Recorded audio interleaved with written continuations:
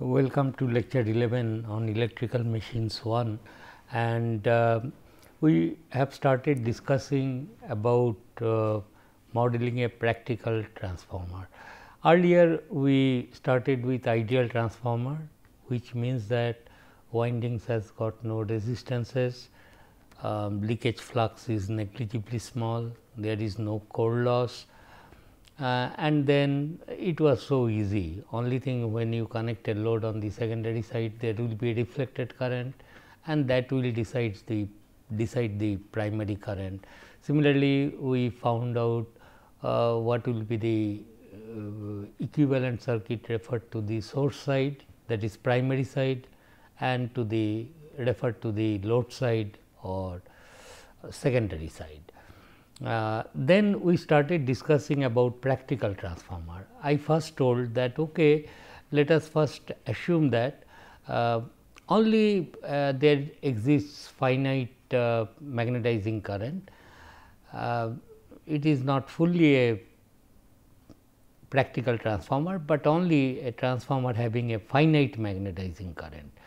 Then that can be taken into account by connecting considering an external resistance to be connected across the primary side of the ideal transformer, XM we called it, magnetizing reactance. Then we considered resistance as well as leakage flux, and finally last time we obtained the equivalent circuit of a practical transformer, as this is suppose the practical transformer, where you apply voltage V 1 and frequency f. Then these are the terminal voltages you get at the terminal V 2 and f, same frequency voltage, and these are dots. And so, with respect to these two terminals which are available to me, I can model it as an ideal transformer. Okay. For example, I will model it by an ideal transformer like this. I will assume this is the ideal transformer, and that is, this portion is ideal transformer. And then you have connected some resistance and leakage reactance of primary, and here is your magnetizing reactance JXM, and then here also the secondary winding resistance R2 and J X2, and this is R1 JX1. To simplify matter, I am using now, I am replacing XL1, which is leakage reactance, standing for, I will simply write it by X1 in order to always writing L. So, X1, X2 small letters I have used because their values are small, leakage flux is small, and this portion is ideal transformer. And this voltage, mind you, these are the two terminals. If you call it A, B, the terminals of the practical transformer C, D, then here is your A, here is your B, here is your C, here is your D, and within the transformer it can be then thought of as if there is an ideal transformer with these external parameters I have connected. And then we have seen how to, this is V 1 F 1 and this is V 2 F 2. What is this voltage? This is your E 1 and this is your E 2. Mind you, there is now distinction between E 2 and V 2, similarly with E 1 and V 1, these two are dots. And if you connect load here,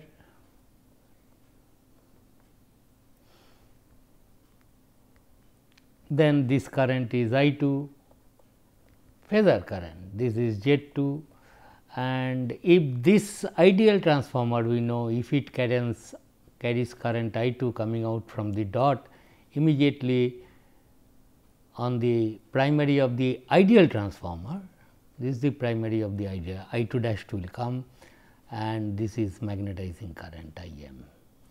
Magnetizing current is produced by E 1, and then to this current is the total current, which will be this current. Because I cannot go inside the practical transformer to see all these things are not there in fact. It is my way of modeling so that everything matches, it predicts correctly. So, this is I 1, this is I 2 dash, this is I m, and this is your I 2. And then we drew the phasor diagram, which I am not once again drawing. Now, only one thing is now left for the which exists in a practical transformer, but we have not taken note of that. That is called the core loss. Core loss. And core loss has two components. One is called eddy current loss,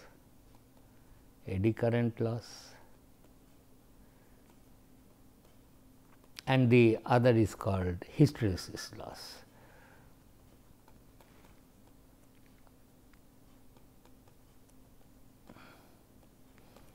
We will first see why there will be eddy current loss and why there will be hysteresis loss. We try to understand on what factors these losses depend, and then how to take that loss into account by incorporating a resistance in this equivalent circuit. That is the goal, because after all that something becoming the, as I told you, this core of the transformer will become hot whenever there will be a changing magnetic field perpendicular to the area of cross section exists in the core. So, this will be the topic of study today. So, first we take the case of eddy current loss. Okay? That is what we will do. First we will understand eddy current loss, then we will try to impose it on a. Mind you, in a transformer, this was the case. Here is the magnetic material.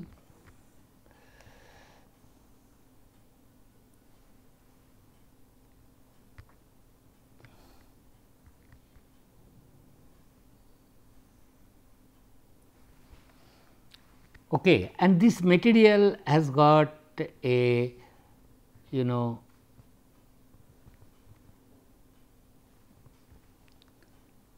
a depth in 3 dimension I am trying to draw. This is the core material, okay, and there will be coils here. It goes like this. I am so sorry.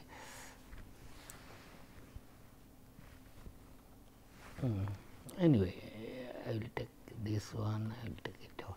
So, this is the coil.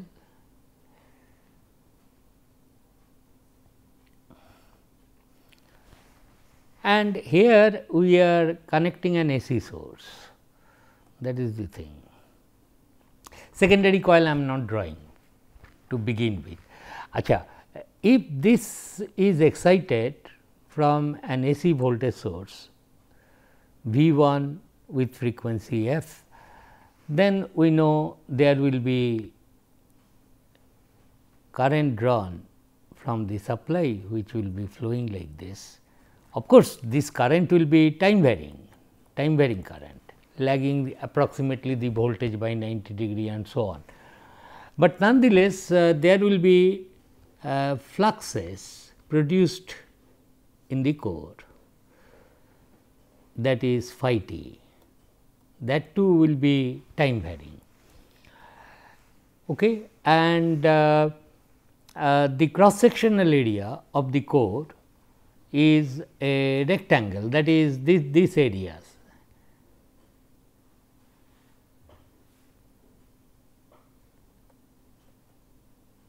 This is the area, and this area let us assume is constant throughout the core. So, flux will be flowing perpendicular to the area. Any area you consider, that flux is crossing perpendicular to that area. This is called core area, sectional area of the core.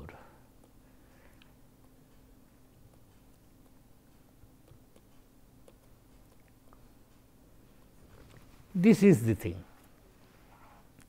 Mind you, core is a say ferromagnetic material made of iron, and it is solid like this, and this core material is also conducting. Core material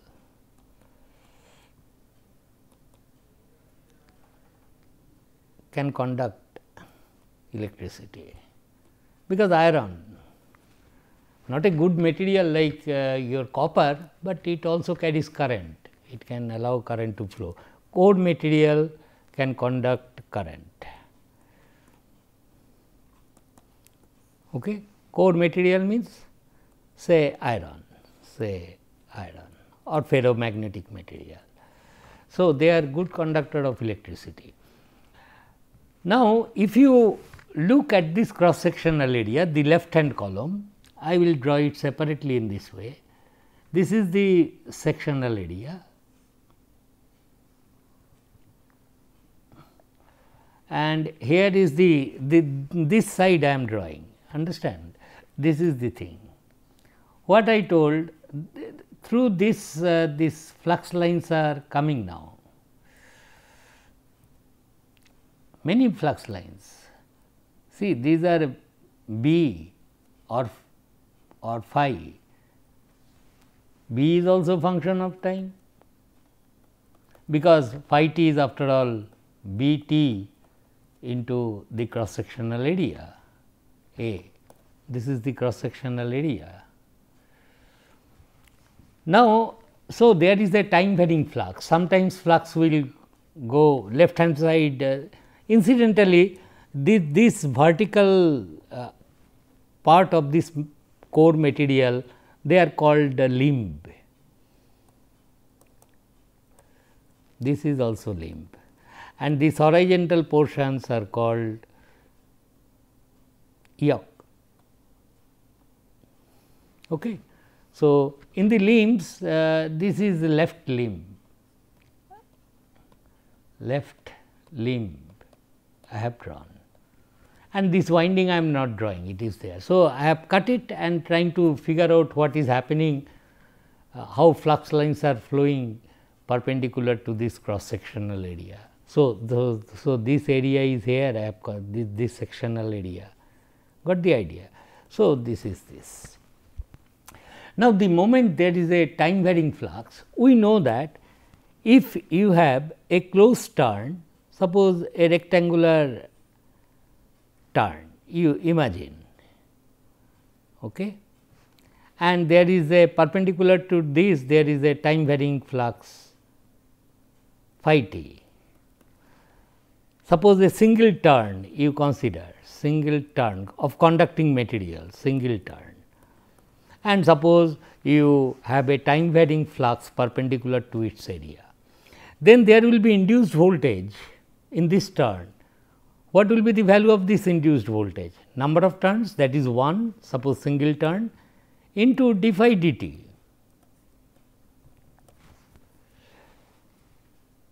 And what will be the RMS voltage?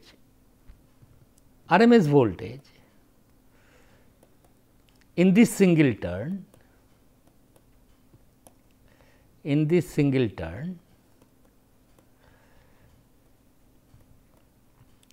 will be equal to root 2 pi f phi max. Instead of n 1, it is 1.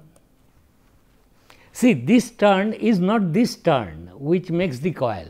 what I am telling, I am just considering a separate problem altogether. Suppose there is a single turn like this and you have a induced volt flux which is crossing this coil area in a perpendicular direction, then the induced voltage is n d phi dt and its RMS value will be just like a transformer, and that value will be root 2 pi f phi max into 1. And if this coil is closed, you first imagine as if this coil I have not I have connected a switch, suppose. Then across this coil two terminals, suppose it is opened, that is let me do it like this. Suppose imagine there is a, so there is a flux here. So, between these two terminals then an RMS voltage exists of this magnitude. Therefore, if this turn is closed onto itself, that is this is closed, then I will say there was an induced voltage and now this induced voltage will drive a current in this loop. Why not? Because it has become a seat of EMF, as it happens in any turn in the primary and secondary coil, and it is, if it is closed, then I will say this RMS voltage whatever is induced here, that divided by the resistance of this turn will give me the current, and that current too will be time varying, AC current will be flowing. What will be the direction of the current? If suppose phi t is going up and increasing, then from Lenge's law I know the direction of the induced current in this loop should be such that it will oppose this increase in flux, that is it will be why it went on like this. So, this was my turn. So, the direction of the current has to be like this. Who will drive this current? This induced voltage, and the circuit is already closed if it is a closed loop, and this current has to be like this, so that it can oppose the increase in phi 2 for which the induced voltage is there, that was the cause. So, that will be the direction of the current, it will try to oppose the cause. And if I want to know what will be the, if the current flows here, then there will be power loss in this loop, and that power loss will be I square into resistance of the path if you neglect the inductance of this loop. A single turn inductance is neglected. In fact, to be very correct, I should say induced voltage divided by the impedance of the turn, that decides the current, but I am telling neglect the inductance of this coil. Why? Because single turn inductance is proportional to n square and so on, let us neglect. So, that is this is a information which is true whether you are studying transformer or not. The problem I have stated here, a single rectangular turns, and let us imagine there is a time varying flux going up and down crossing this coil, then there will be RMS voltage induced single turn, that is why n is 1, and this voltage will drive a current, but direction of the current is you have to apply Lenge's law, arguing that let us imagine that flux is suppose increasing in the upward direction, then the current induced in this loop, that is this current must flow in this direction, so that it will try to oppose the very cause for which it is due, that is the Lenge's law. Achha, with this background, let us now come here in the transformer core what is happening. In the transformer core, as I told you, this IT magnetizing current has produced this phi t here. huh? And imagine any section either here or there where not, and every section the same flux is crossing, and it is a solid piece of iron, suppose solid iron.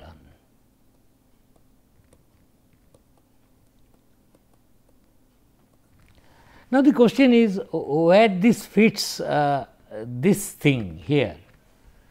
It is like this.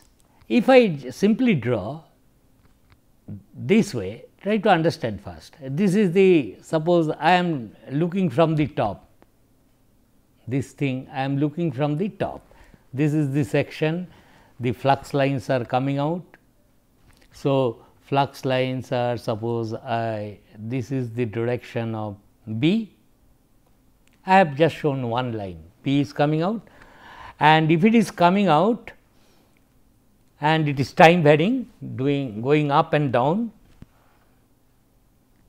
Now, what you do, you consider a closed path like this.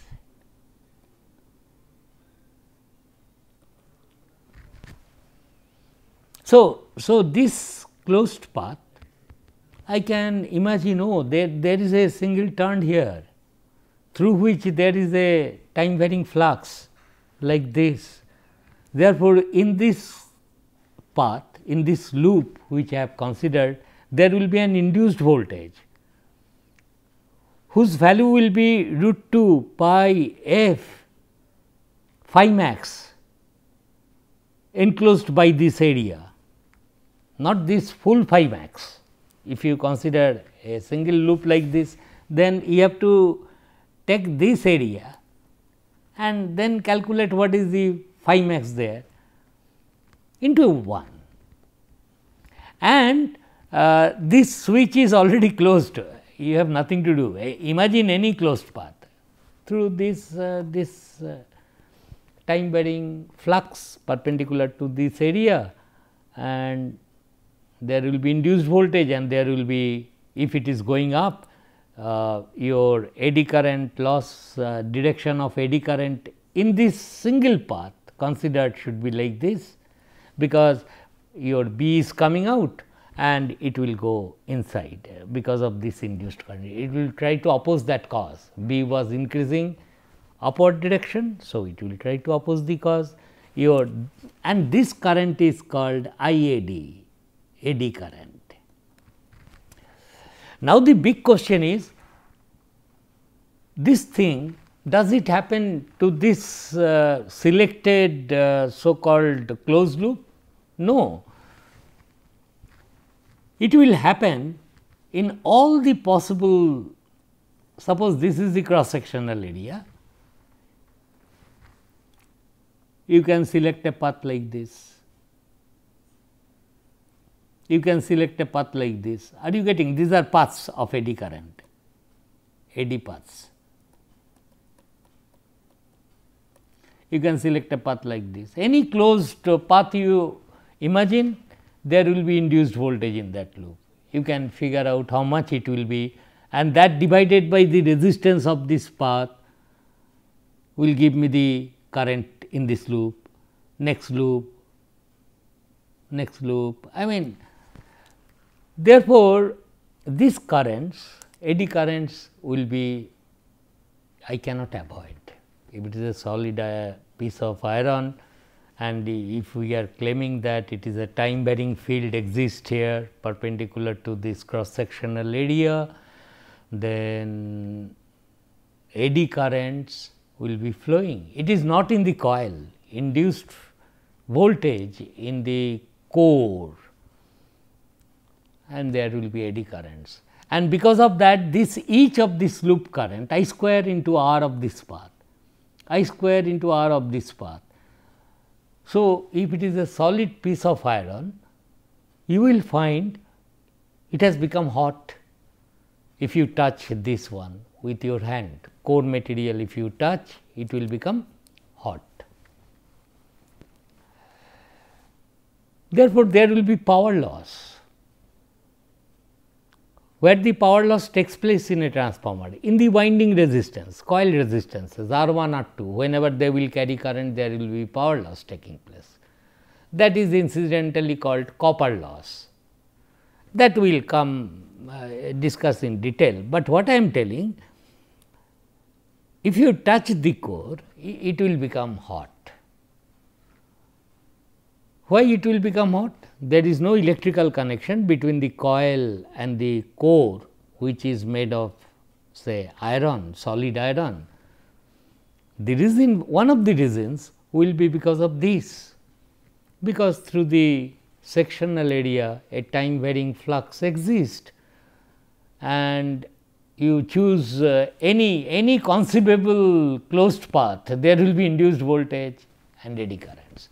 It may not be rectangular, any arbitrary path loop. Now, after looking at it, if I say okay, the path is like this, will there be some eddy current like this? Yes, it will be. Now, we shall try to understand what should I do to reduce this loss. No mathematics first, physically I mean try to understand why this eddy current loss occurs, because so much sectional area, so many area. It looks like it will be very difficult to calculate the eddy current loss. It is not, in fact, it is not so easy. You have to write field equation, this, that to solve the eddy currents and try to estimate the eddy current power loss. That we have to estimate. But I can understand by applying a common sense that this eddy losses can be reduced if I, instead of using a solid block of iron like this, what I will do, I will use thin plates. Suppose I say there is iron plates, I am drawing it still thicker. This is I will go to next page. What I will do is this core material, this was the solid sectional area of the core, the solid iron. Instead of doing like this, what I can do, I will take plates, thinner plates, and keep them side by side.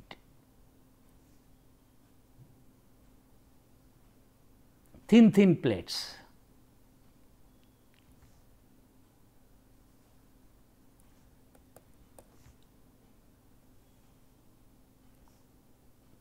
Are you with me? That is, the plates are like this. You chop this thing with a cutting tools, okay, slices, like your pages of book. Thickness of the book will be achieved. So this is the width of this iron, this was the length, whatever it is, sectional area. The same sectional area can be realized by, instead of using a solid block of iron, thinner plates. That is, you take one plate there, take another plate there,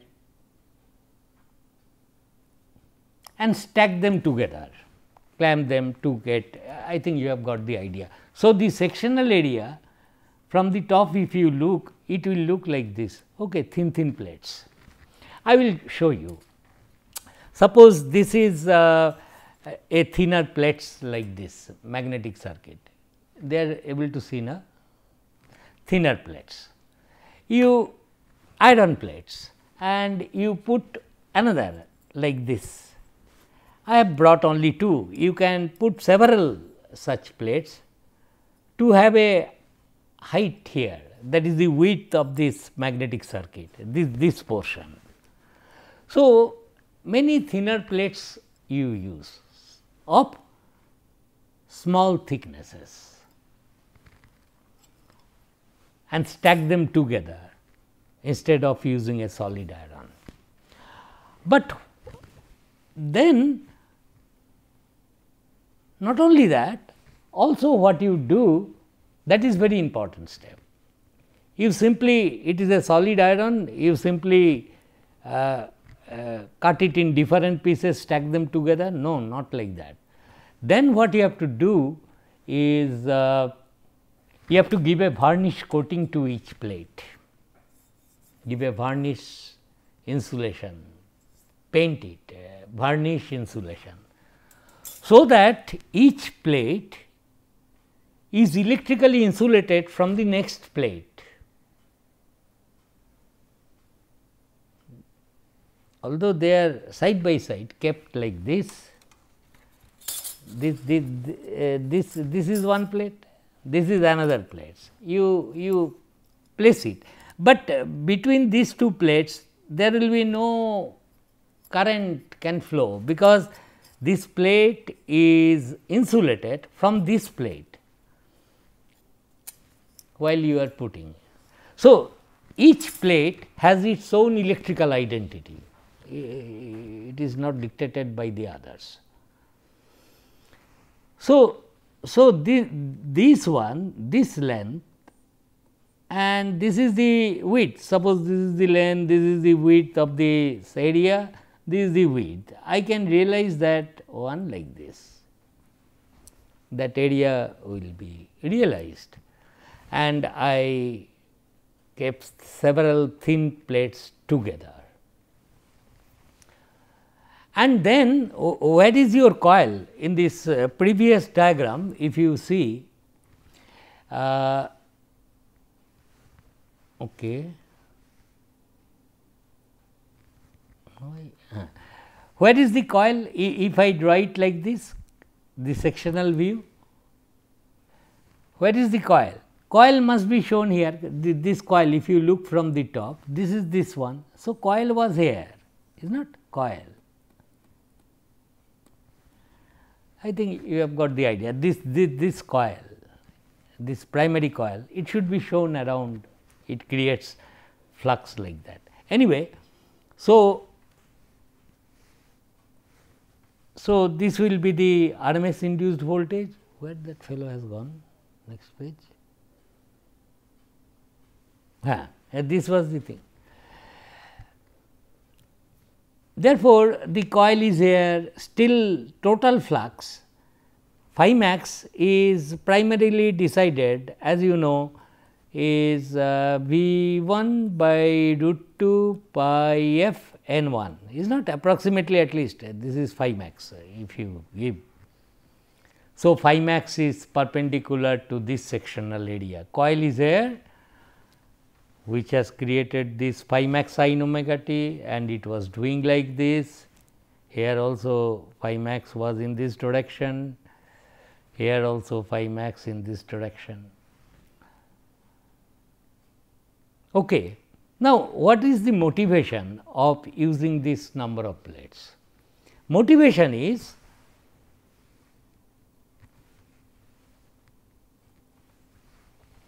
if it is a solid piece of iron, the area you can have many number of closed path, as I told you, and each one of them is carrying eddy current loss, eddy current loss will be created, losses will be more.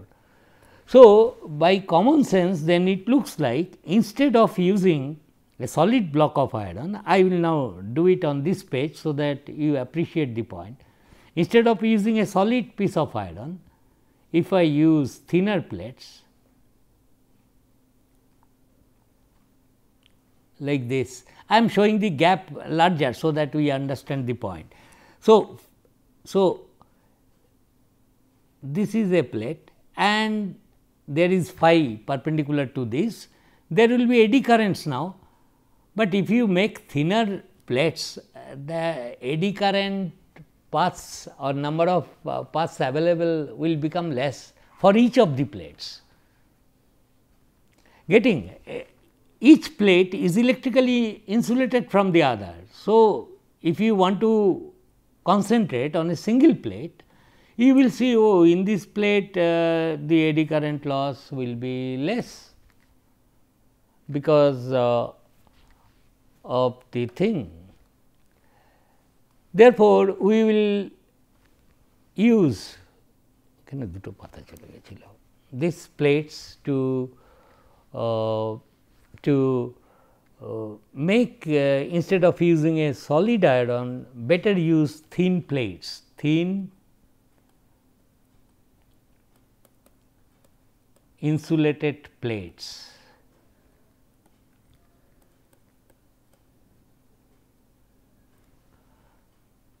Instead of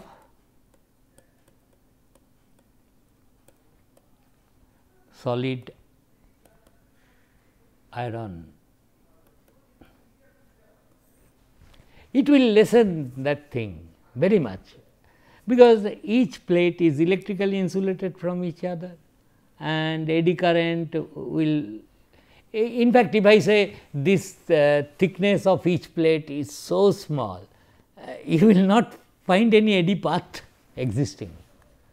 Of course, that is not the case. We will discuss it in the next class. This is interesting and try to understand. Our goal will be to find out an approximate expression of this eddy current loss and what factors it depends. Thank you.